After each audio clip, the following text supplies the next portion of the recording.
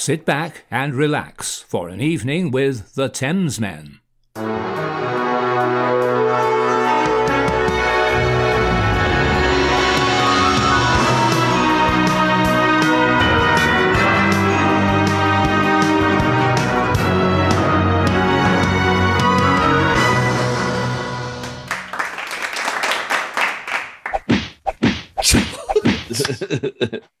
How you doing? Good. Hello, everyone. Welcome to day 3 of Australian Week. My name is Alex, and I'm in San Francisco. I'm George. I'm in Los Angeles. And you've reached the Thamesmen, your reaction channel, favourite channel, of course. And if it's not, like and subscribe right now. Make it so. Because we're such, we're so professional, Anyway, we're in the middle of Australia Week, and we've just, in the object of Australia Week, we're going to do 5 Australian tracks in 5 days, showing the Australian music market to educate ourselves on the wonders of Australian music.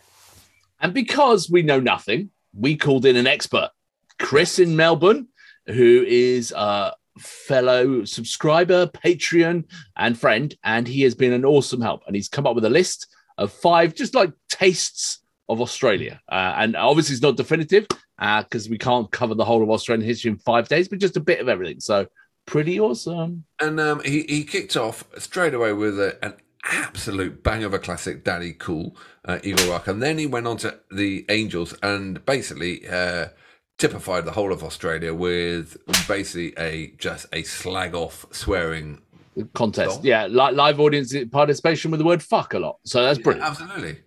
They would sing and then the whole crowd would go, no way, get fuck off. Yeah. Which was absolutely brilliant and probably, couldn't summarise Australia better.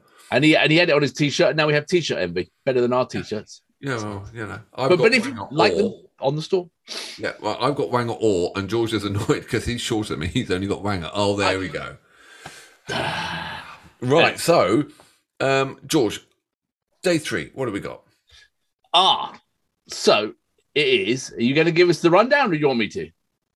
Well, it's Cold Chisel, and I never heard of them, know nothing about it, and the track is, how do you pronounce it? Khe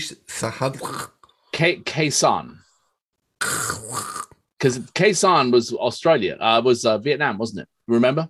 Was like. What do you mean remember? What do you mean remember? Was it back in my Nam days? Go back to Nam. 19 when you were in Nam. You remember that? You remember that period of life that we seem to have forgot about when you were the chair? No, I mean, like it was in all the popular culture when you watch like the films like Platoon and things like that. And we go, I'm after Khe Sanh, things like that. That was all. No, okay. Your knowledge of the Vietnamese War comes from Platoon, and you have a go at me that I don't remember Platoon. Yeah. Okay. You're Full Metal Jacket as well. You're fully briefed. Yeah, exactly. I've got it down, mate. No, I just pay attention. Anyway, so carry on. All right. Well, according to Chris, who is a lot more intelligent than we are, obviously. Because. Talking of which, I knew this guy up in Rhode Island, and he said to me when I moved to America, he said the British were not in the Second World War. Simone, I still remember you, Simone. And I said to him, tell me, Simone, why were the British not in the Second World War? He said, because I've watched Saving Private Ryan and there were no British in it. Anyway, so Cold Chisel, 1978, described as a combination of rockabilly and hard rock and rough house soul and blues. Wow, I love a bit of all of that, really. Yeah, I love a bit of that. Debut single off the debut album. One of the most Australian bands of all time. Jesus Christ, more Australian than No Way, Get Fuck Off. Or Tommy Kangaroo Dance Sport, yeah. Story of the Vietnam War that we know, George and I are masters of the Vietnam War because we watched, what did we watch? Platoon. Platoon, yeah. Story of a Vietnam War veteran returning to Australia, peaked at 41, release became the zeitgeist of Australian music from its release to even now. Written by the keyboardist Don Walker, sung by Jimmy Barnes. Now I know the name Jimmy Barnes because Jimmy Barnes he did a whole shop with Hawaiian shirts in. No, that's Tommy Bahama, I think, isn't it? Jimmy. That maybe his brother. his uncle, I think. No, Jimmy. I remember Jimmy Barnes had a whole series of solo albums as well. And anyway, carry on. Sorry to interrupt. Just remember. No, I seem to know the name, but I don't know. Yeah. With a little bit of shared vocal with guitarist Ian Moss, this is often regarded as the unofficial Australian anthem, and apparently just one of many, because many claim to be the national anthem as well. So the audio is apparently a bit shit. But the first 30 seconds give you okay. All right, so that's on another video. So I think it'll be good. So let's line it up, huh? Yeah, I'm looking forward to this because Khe Sanh. Yeah. Go watch Platoon, you'll get it. That's right. Or Hamburger Hill, or one of those. You know what I mean? So. All right, looking forward to this. Cold Chisel. 3, yes? Yes. 2, ready? Yes. 1, go.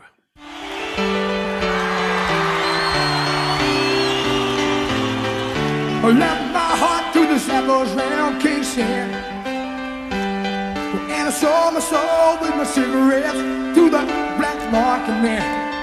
Had the Vietnam cold turkey, from the ocean to the silver city, and it's only other vets could understand about the love of God and dark side guarantee. Nice. There were no V-Day heroes in 1973, and how we said in the Sydney Harbor, I saw an old man by the good and killed her, and she was blind and I was home to lucky land. She was like so many more from that time on. The lives are all so empty until the found their chosen one. The legs were either knowing, but their minds were always cold, and their hearts were held in fast shame. And the legal pads were yellow, I was all paid by the sea. And the telex is collided where the gunshots once have been. A drop box make me jump, and I never stop the dream. While the going need for speed and overheat. So I work across the country for anywhere,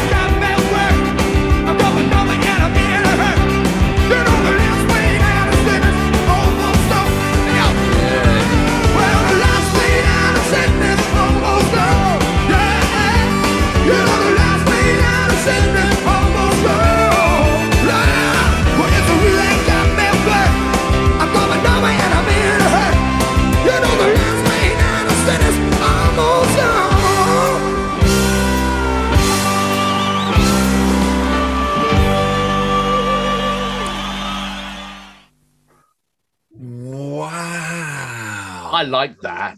I like that a lot. I've never heard that. I've never heard the band, but that was freaking brilliant.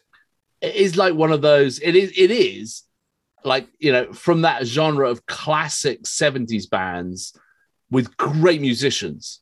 You know, they can really play as a band. You know, really great Bruce music. and the E Street Band, or, you know, any of those, you know, just like really tight bands who just together, the sum of them is just amazing, you know. But because they were so tight, they gave each other so much room. Yeah, because they could, you know, when you're that tight, and the keyboard is really good. I play keyboards and I love that, and the drummer and I thought, you know, they were all just really so tight. And by being so tight, they gave each other so much room. It's brilliant. Exactly.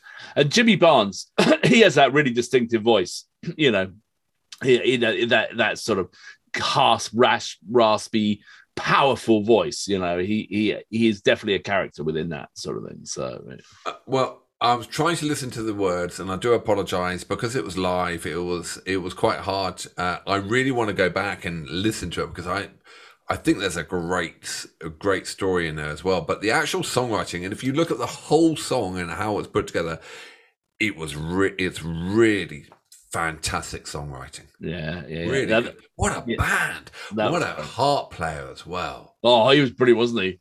And the drummer was like a metronome. He was just like pounding out those rhythms, you know what I mean? But that's what I loved about him. He didn't try, and he just held it together, and being so tight, as I said, everyone else could just syncopate around him. It was really top-notch musicianship and great songwriting and performance.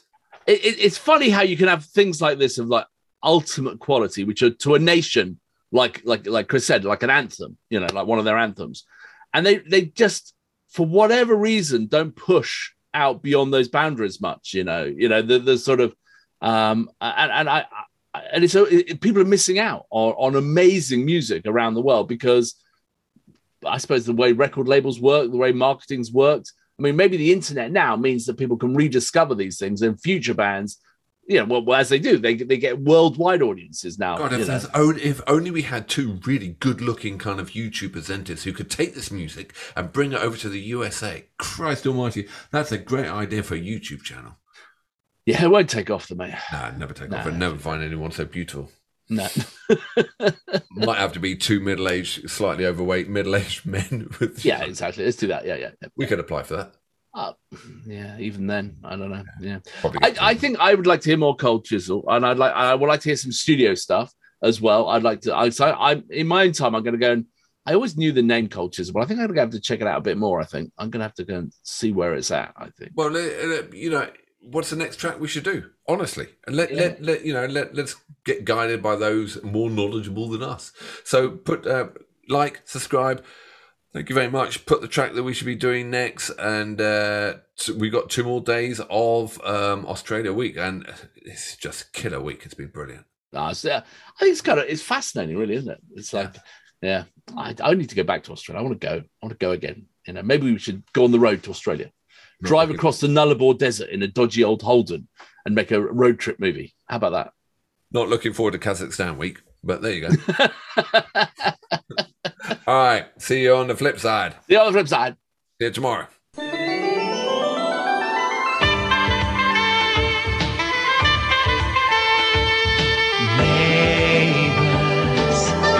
Everybody needs good neighbors with a little understanding. You can find the perfect blend.